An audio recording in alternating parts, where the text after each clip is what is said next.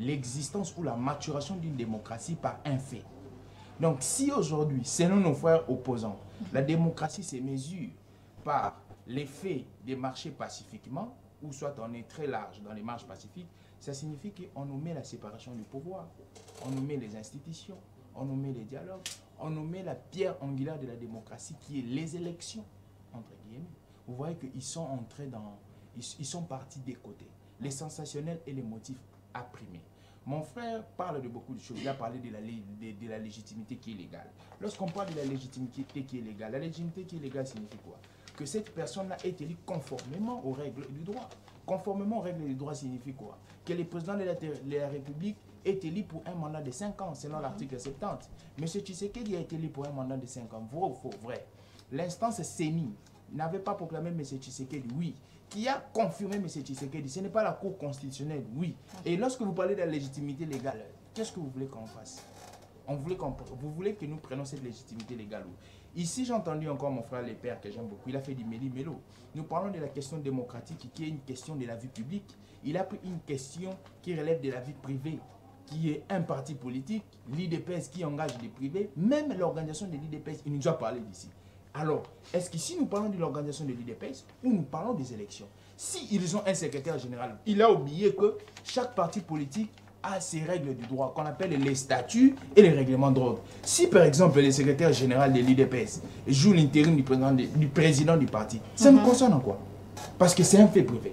Ici on parle de la question démocratique, une question qui engage la survie de l'État. C'est de ça que nous sommes en train de parler.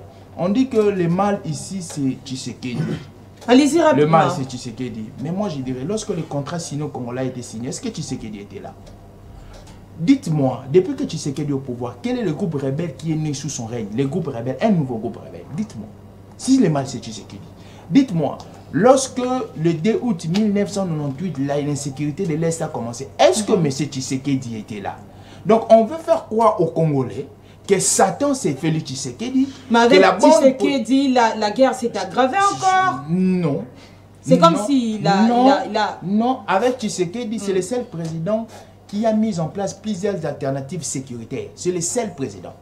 Nous avons vécu la guerre sous Mouzé, celui qui a créé. Dites-moi quelle est l'alternative militaire que Mouzé a mis pour taire les armes. Il n'y a pas, parce que c'est lui qui avait cherché.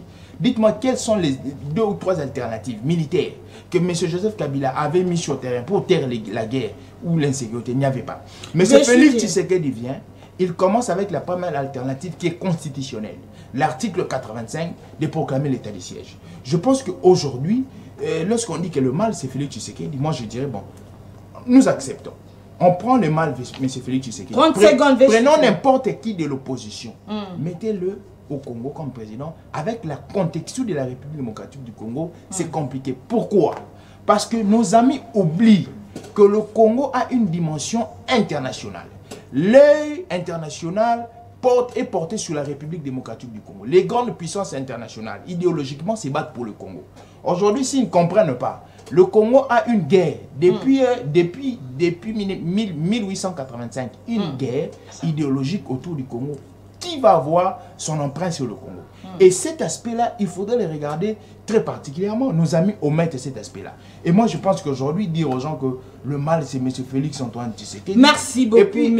Diomaye. Et puis la dernière des choses dont je vais conclure, mon frère a mis de côté la notion de la décentralisation du pouvoir et de la déconcentration du pouvoir politique. Pourquoi? Parce que dans un État comme le nôtre, ça ce sont les formes de l'État, dans un État comme le nôtre, il y a la question de la décentralisation qui est géographique et de la déconcentration du pouvoir. Ça signifie quoi? Les chefs de l'État ne gèrent pas seuls.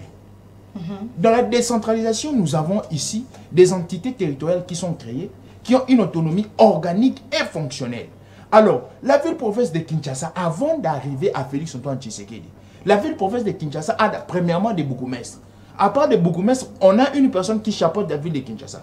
Pourquoi? Bon, je vous pose la question.